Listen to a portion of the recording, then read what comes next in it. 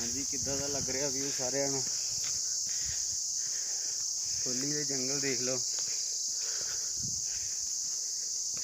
ਜੰਗਲ ਹੀ ਜੰਗਲ ਆ ਪੂਰਾ।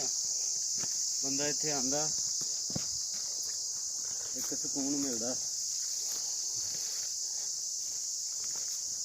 ਕਿਉਂ ਭਾਜੀ, ਏਦਾਂ ਹੀ ਹੈ ਨਾ? ਹਾਂ ਇੱਦਾਂ ਤਾਂ ਹੁਣ ਠੰਡ ਸ਼ੁਰੂ ਹੋ ਗਈ ਆ। ਜੈਕਟਾਂ ਅਸੀਂ ਥੱਲੇ ਛੱਡੇ ਆ ਆਪਣੀਆਂ। ਹਾਂ, ਜੈਕਟਾਂ ਅਸੀਂ ਥੱਲੇ ਛੱਡੇ ਆਏ ਆ।